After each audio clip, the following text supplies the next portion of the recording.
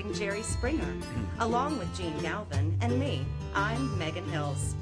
We're recorded live in front of a brilliant studio audience at the Folk School Coffee Parlor in Ludlow, Kentucky.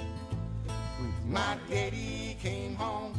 And here he is, ladies and gentlemen, the one and only Mr. Jerry Springer. Thank you. Whoa! Oh, wow! Oh, my God, it's deafening. First of all, thanks, Megan. We opened with a lie. We did. Yeah. Because we're not, we're going to continue to lie. Boy, what a wonderful coffee shop this is.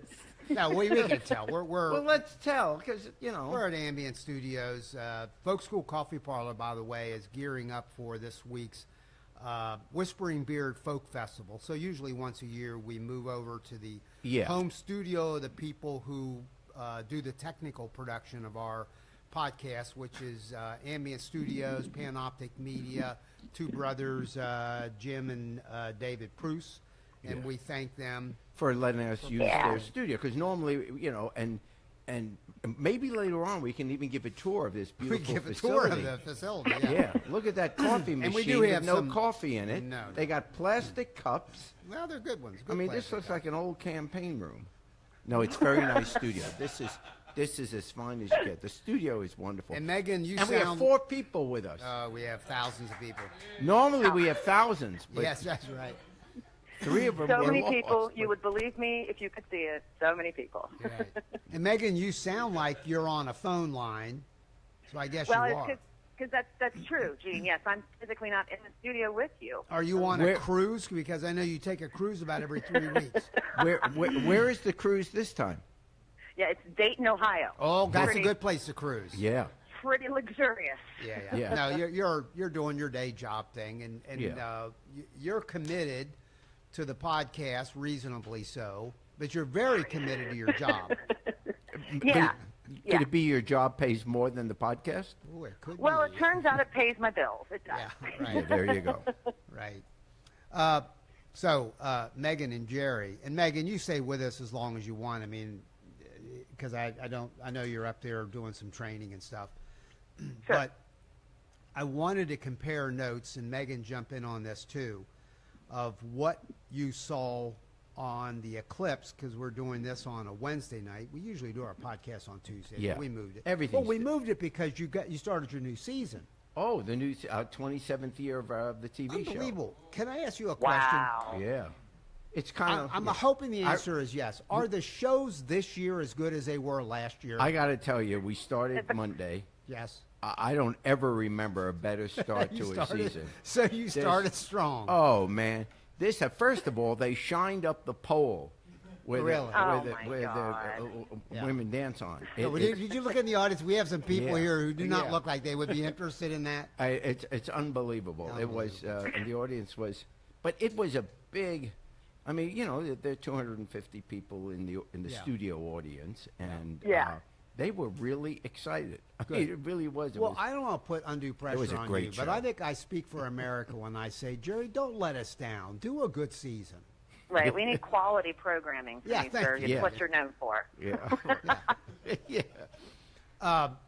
Can the FCC has no control. Oh, over the TV show they do. Oh, the TV show, they have total control. And the FCC have very nice people. Very nice people. Megan, where did you see the eclipse, which was on Monday of this week? So this is Wednesday, and most people would listen to this on the archive version, but this is the 23rd of August. The eclipse was the 21st. Right. Ran from Oregon to South Carolina. The day we started our show. Megan, what did you see? Where did you see it, or did you? I was training that day. I was up in Dayton that day as well, and I was driving home. So it was like 2:30, 2:45-ish when I was driving like back down to the office area, and it kind of got like a little dark, so I didn't see much, and I didn't have glasses. Okay. So like as I was going in between buildings, I saw people looking and kind of saw like some of the leaf little patterns and stuff like that, but I didn't see it. But I heard all about it, and cool. Facebook helped out a lot. Heard all about it. Wow. Everybody was talking. I did have the right glasses. I had a pair. I got them at Nordstrom what do they call the knockoff place? Well, not knockoff, but the Nordstrom rack. Yeah. Nordstrom rack. So I got, and they were high end by my standards. They were probably originally $80. I think I got them for maybe 40, and good polarized sunglasses. So I had the right equipment to look at the eclipse, and I was able to see it for about 3 minutes. You spend $40. That's why you don't wind up with a lot of money. Right. And to be honest, Gene, I felt like I didn't have to see the eclipse because I follow you on Facebook, and I felt like I had a minute-by-minute account of it, which was kind of cool. Thank you. I think that was a company. No, I had because my daughter called me. My daughter called me before she knew I was going down to Hopkinsville, which was truly the epicenter of the eclipse. The totality lasted the longest there. Yeah. 2 minutes and 41 seconds. So, a few miles away, it was 2 minutes and 40 seconds. No big deal. And my daughter said, oh, man, I'm really excited. Where did you get your glasses? And I said, I got them at Nordstrom Rack. What do you mean? What do you have? I said, I got really good polarized glasses. You can't wear sunglasses to look at that. I was wondering. I was like, wait. I said, they're polarized, Megan. They're good ones. But they were $4 where I got them. Look, I'm going to hold them up for Facebook Live. I got them. Approved, ISIS, or whatever it says, 1230, or I don't know, some number.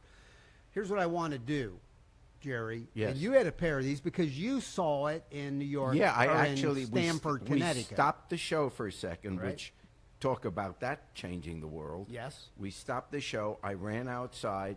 The crew ran outside. And they all had glasses, gave me a pair. I looked up and I said, wow. But, of course, I know what it's like for the light of a star to be blocked. I see. Oh, I see.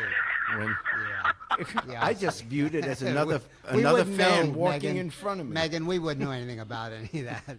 That's what the eclipse was. No, we wouldn't know about that. Yeah.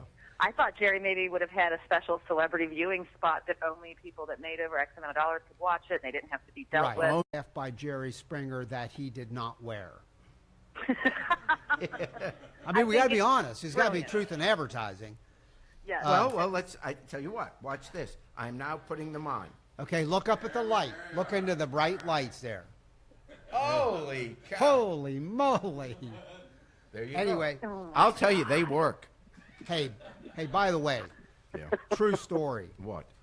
When it came in Hopkinsville, and I camped down there Friday, Saturday, Sunday nights, came back on Monday. Took me 4 hours to get there, 12 hours to drive home.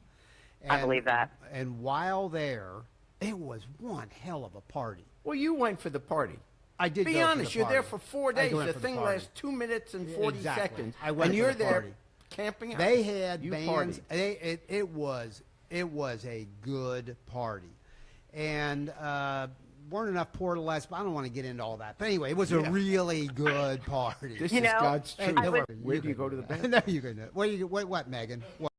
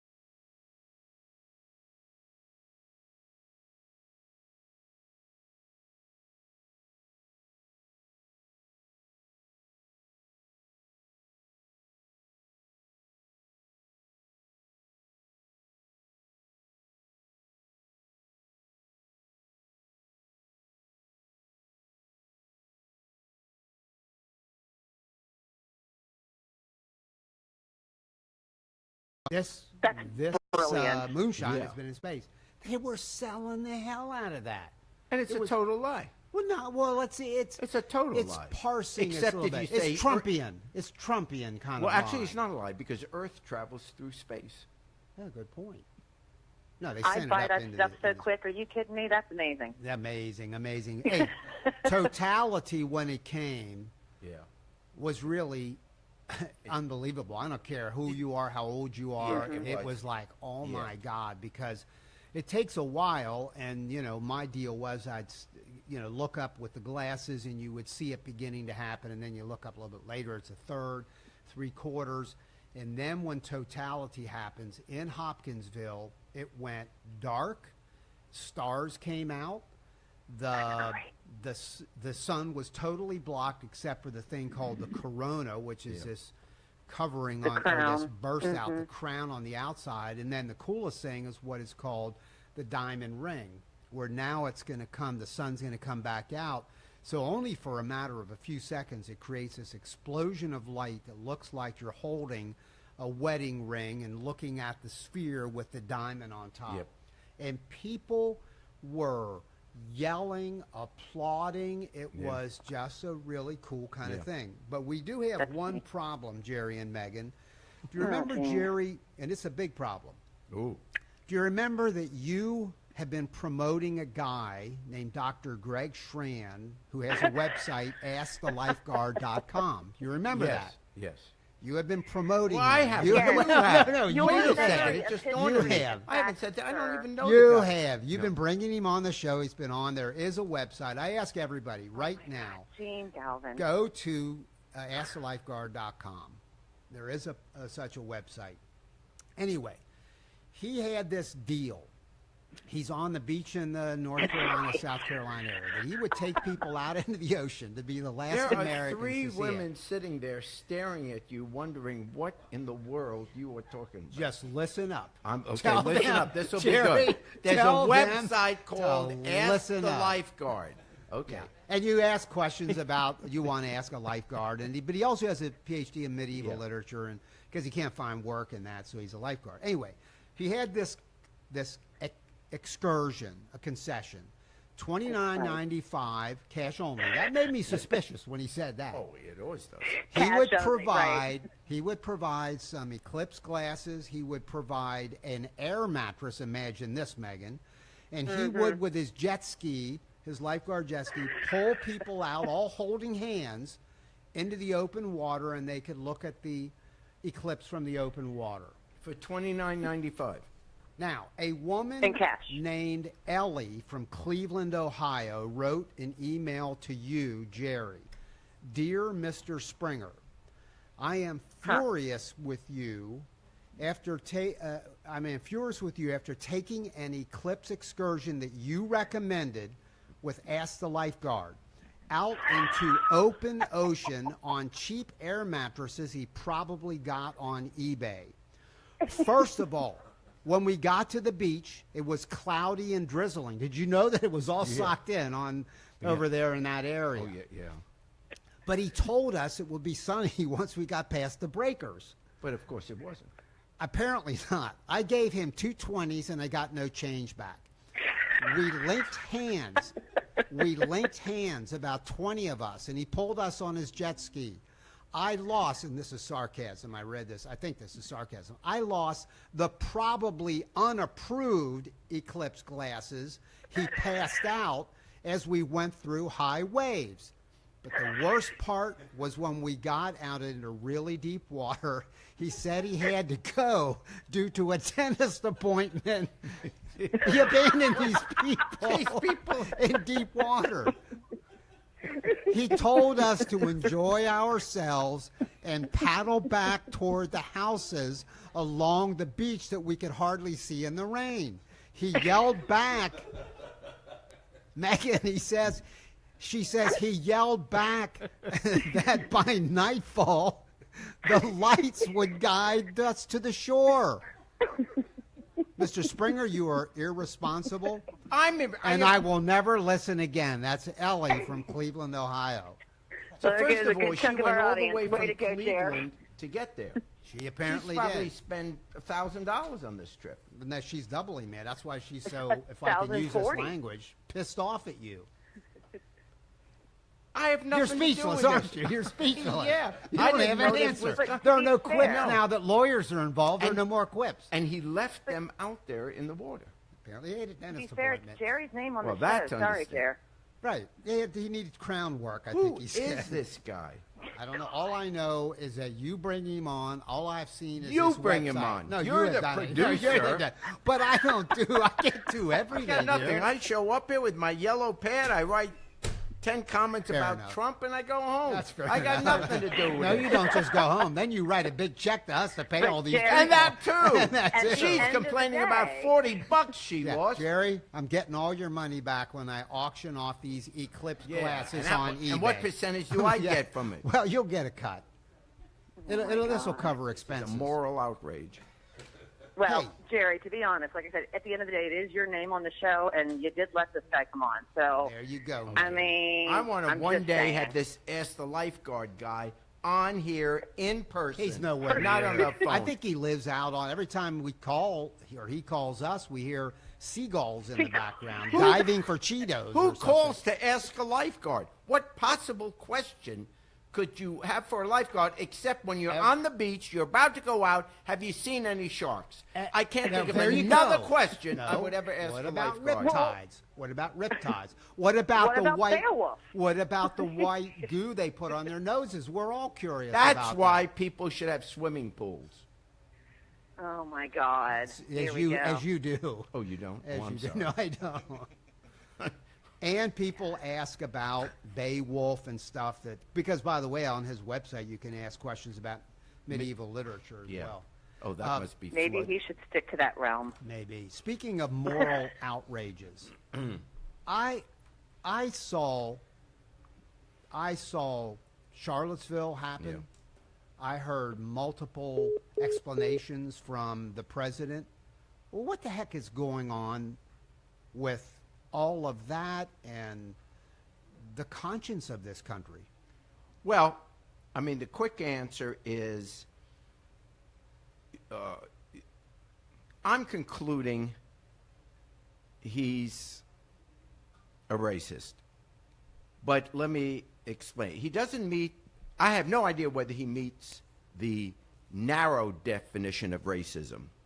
And what I mean by that, the narrow definition is someone, basically wakes up in the morning and literally hates people of color or different ethnicity and wants to, hope bad things happen to them, doesn't want to work with them, doesn't want to be around them, just an active, I hate people who are black kind of thing. That is a relatively, way too many people, but a relatively small percentage of the population. Of people that get up in the morning and, damn, I hate those Mexicans, I hate blacks, I hate Jews, I hate. That's not a major portion of America. It's not a major portion of the Republican Party. It's not. So by that definition, I have no idea what's in his heart or what's in his mind, if anything. I have no idea. But I make the category larger because I've reached the conclusion that if you enable a racist to carry out their thoughts and their activities and the results of being a racist, if you enable this to happen, then you're just as bad as the racist. Two guys go in with the idea of robbing a bank. One guy goes into the bank with a gun to hold up the teller. The other guy is right outside with a car, with a getaway car. They get caught. Both guys are bank robbers and go to jail for bank robbery. So that's the kind of thing. Even though you're not the exact one that stole the money, you enabled this to happen. If you didn't have the getaway car, you couldn't rob the bank. So, and I think what happened in Charlottesville, as if we needed more evidence, was maybe the final straw. The first thing I thought about politically is I remember when the second Bush was president, the country was totally divided on the Iraq War. Mm-hmm. And that was, some people were for it, some people were against it. Bush supporters, people that didn't like Bush. And then came Katrina out of nowhere. And that really was the moment where the whole nation finally reached the conclusion that this was a failed presidency, that they were incompetent, they really didn't know what. And that's the day the poll numbers, it wasn't any more Democrat versus Republican. The whole country kind of thought, you know, even he wasn't invited to the convention. His poll numbers were so low. It was kind of like that was the end. And that's how I view Charlottesville. I really get the feeling, even though every day there's another disaster with Trump, I really kind of got the feeling with that weekend and the response and even the Republican response to it is that people have finally reached the conclusion that this guy is unhinged and he really has horrible racial tendencies. Now, when I say he enables racism, what I mean by that is he's given racists in America cover. And what I mean by cover, he's giving them a polite way, in a sense, or using the right language, the code language, to have these views and to try to fulfill these views. And they always come up with some rationalization that other people can kind of go with because it doesn't sound so bad. So he bans the Muslims. Now, you don't want to be one that says, well, I hate Muslims. So therefore, you use the rationale of saying, well, the reason we're banning Muslims is because we're trying to protect ourselves against terrorism. But of course, that's an absolute lie, because the 7 countries they were originally banned from, the Muslims were banned from, were the countries where no terrorists had come from in terms of harm to America. So obviously it was a lie, but it was, you could kind of go along with him on banning the Muslims. Secretly, you hated the Muslims, but you didn't want to say that, so you just said, we've got to be secure against the terrorists. We're going to build a wall. We're going to deport Mexicans. Well, you don't want to go around and say, I hate Mexicans. You know, you feel like, you know, it's just too inappropriate to say that. So you come up with a rationale that, quote, respectable people can say, well, the reason I think the wall is a good idea or we have to deport these people is because they're taking our jobs, which, by the way, economically is not the truth. Okay? So ever since Obama was president, we've had the highest immigration we've ever had, and for 86 straight months or something, employment has been going up and up and up. So that's another total lie, but it's a more polite way of saying it. Then the voter suppression. Well, you know, the real reason is they don't want blacks to vote. They don't want minorities to vote. The real reason they don't want blacks and minorities to vote is because they tend to vote Democrat. But the Republicans don't want to say that, so therefore the polite thing to say is, well, there's voter fraud, which of course is another lie, because there are virtually almost statistically 0 cases in America that have been prosecuted because someone voted twice, you know, in different locations, etc. So these are all lies that are put out there to kind of be a cover for the real racial feelings, racist feelings that some people have. And the Charlottesville thing was the final straw, as I said. That was the ultimate. So what is Trump, you know, the neo-Nazis and the Ku Klux Klan, these absolutely, by definition, racist people, were marching in Charlottesville because they want to preserve the statues of the Confederacy, monuments to the Confederacy. And then riots, as you know, broke out. A young woman is killed, and Trump's response was, well, there was violence on many sides. He repeated it, many, many sides. Let me tell you, when you talk about Nazis, when you talk about the KKK, there is no other side. It's the one issue in the world where there's no other side. Lynchings, concentration camps, death camps, there's not another side to that. It's only evil. It's only wrong. And Trump is trying to give that cover because those people do vote for him. That's the base of his base. Those are the people that will never leave him. David Duke will never leave Trump. The white supremacists love that stuff. And he's trying to give them cover. And what does he say?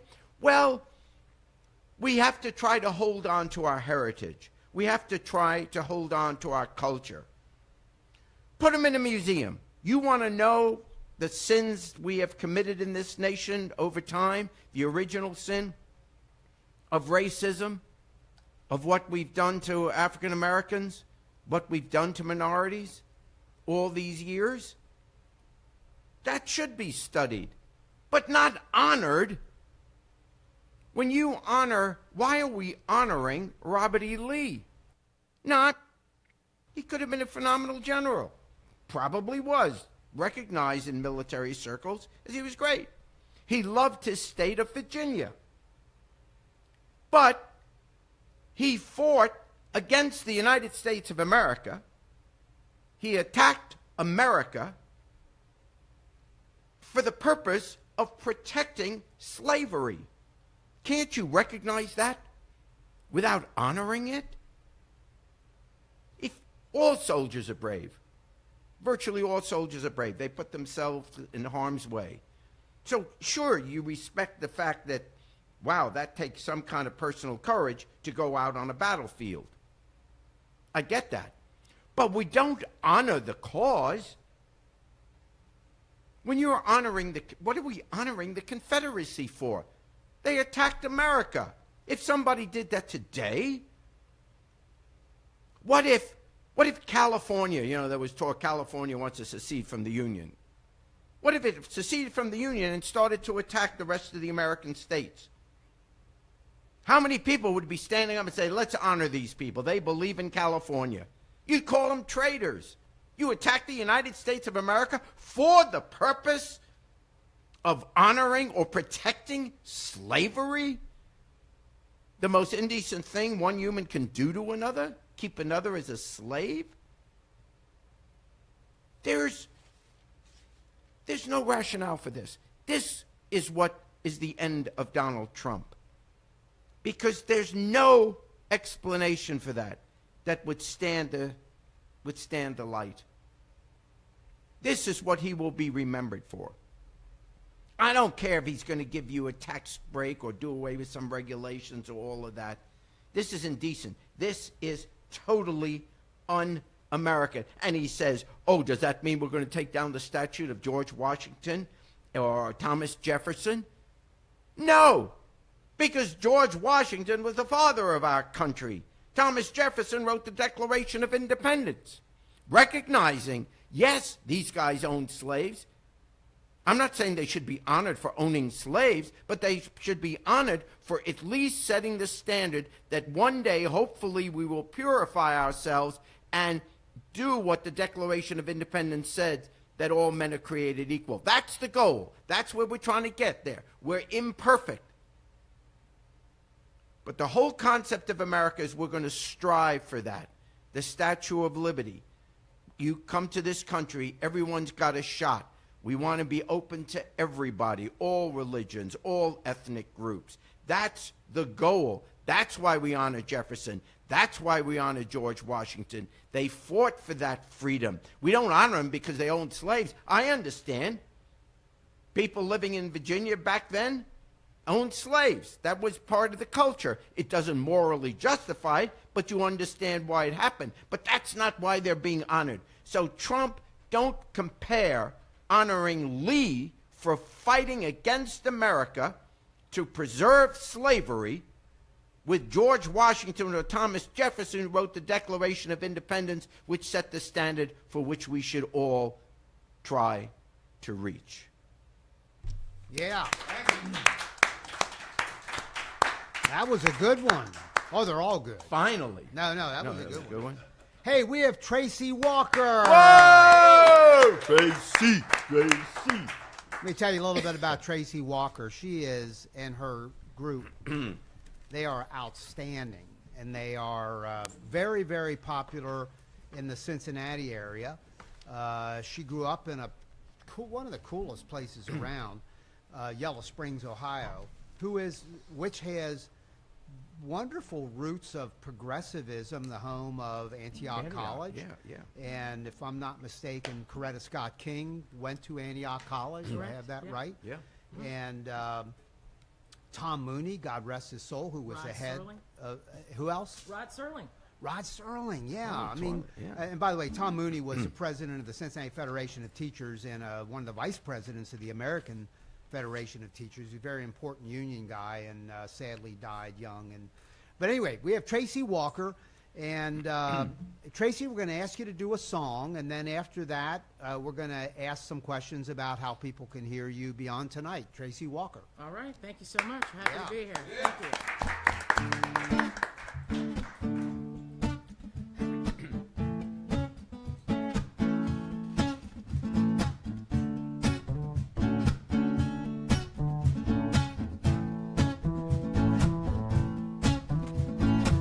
Something about the way I wanna share myself. Something about how you've opened up to me. Where this we go, we know that only time will tell. I got no choice but to stick around and see.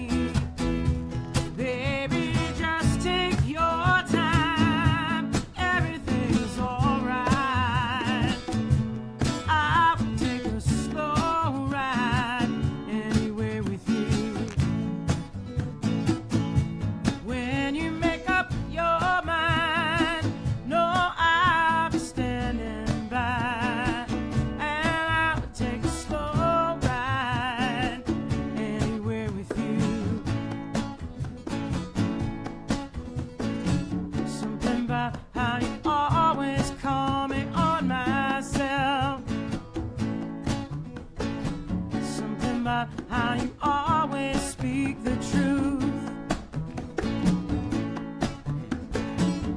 Funny how my heart starts ringing like a bell. Any and every time I'm near you. Baby, just take your time. Everything's alright. I would take a slow ride anywhere with you. When you make up your mind, know I'll be standing by. And I would take a slow ride anywhere with you.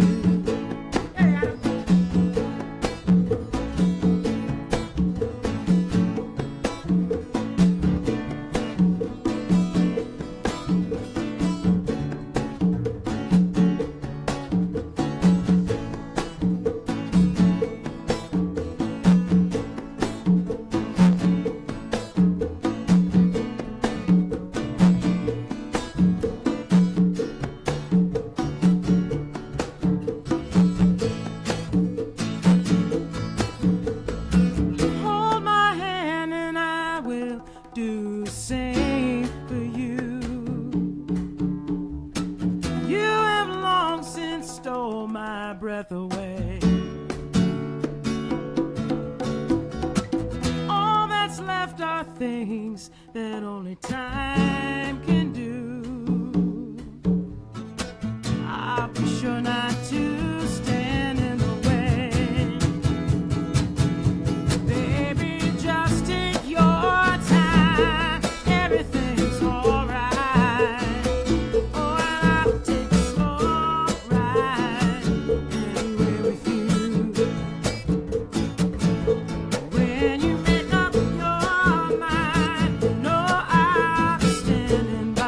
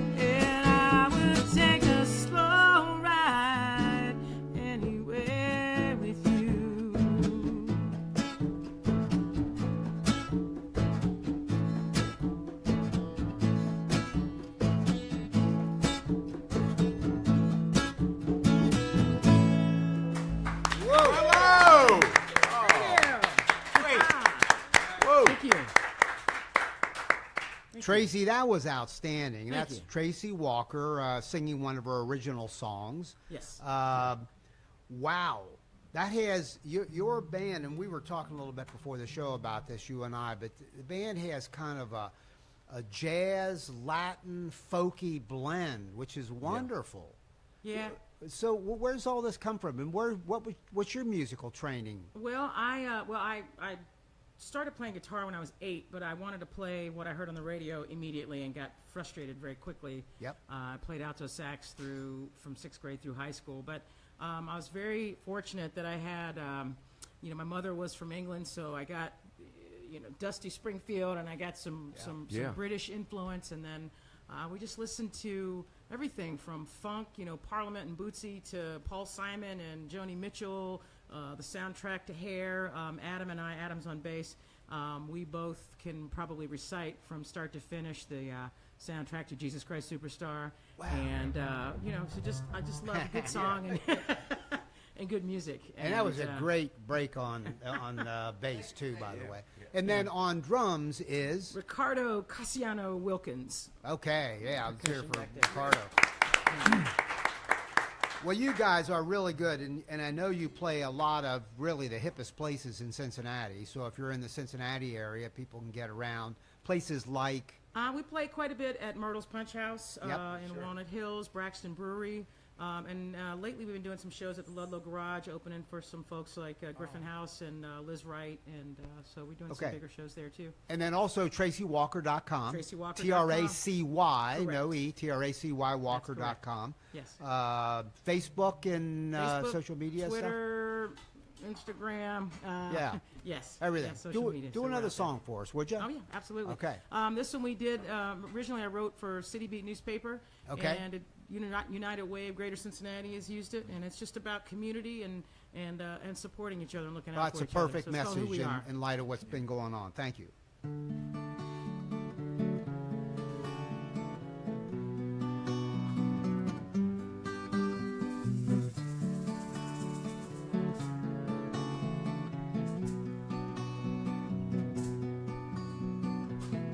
Don't take for granted all the seeds that are planted. Gardens are blooming in your own backyard. Rain and the darkness, well, they're part of the process. You know if you're strong when a day comes along when you must stand up. 'Cause it's a smile on our face that makes us who we are, makes us who we are. And it's the truth in our embrace that makes us who we are, makes us who we are. And it's the voice in our plan that makes us who we are, makes us who we are. And it's the touch of our hand. Maybe unpaved and wide, blind curves on every side. Allies abound within the sound of your face. You're not the only one. Just look around at what we've won. The dirt on your hands, your stories and plans, but what make us whole. 'Cause it's a smile on our face that makes us who we are, makes us who we are. And it's the truth in our embrace that makes us who we are, makes us who we are. And it's the voice in our plan that makes us who we are, makes us who we are. And it's the touch of our hand. This is who we are. Together we're everything. We can do anything. This is who we are. Vision, hearts, and hands. This is who we are. Together we're everything. We can do anything. This is who we are. This is who we are.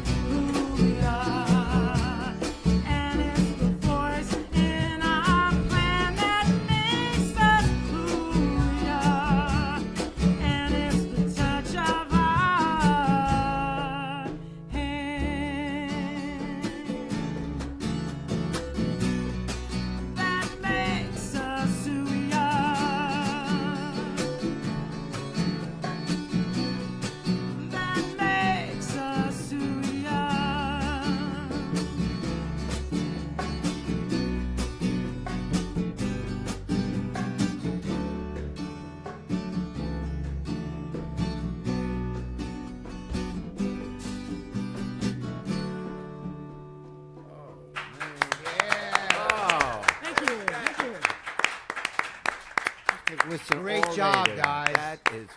Will you come back sometime? We'd love to have you guys on again. Would love to be back. Okay, Yes. you're gonna hear Tracy Walker and her group again. Would you take us out on Down by the Riverside? Absolutely. And let Mr. Jerry Springer join you. Well, I'm Are sure you? Is he here? Yeah. Oh, how'd you Here we book go. him? Yes. Yeah. Tracy Walker, Down by the Thank you. Riverside. I'm gonna lay down my heavy load down by the riverside, down by the riverside, Down by the riverside. I'm gonna lay down my heavy load down by the riverside. I'm gonna study war no more. Ain't gonna study war no more. Ain't gonna study war no more. Ain't gonna study war no more. I ain't gonna study war no more. Ain't gonna study war no more. Ain't gonna study war no more. Jerry Springer. Gonna lay down my sword and shield down by the riverside, down by the riverside, down by the riverside. I'm gonna lay down my sword and shield down by the riverside, down by the riverside. I ain't gonna study war no more. Ain't gonna study war no more. Ain't gonna study war no more. I ain't gonna study war no more. I ain't gonna study war no more. Ain't gonna study war no more. Whoa! Y'all come back now, you hear?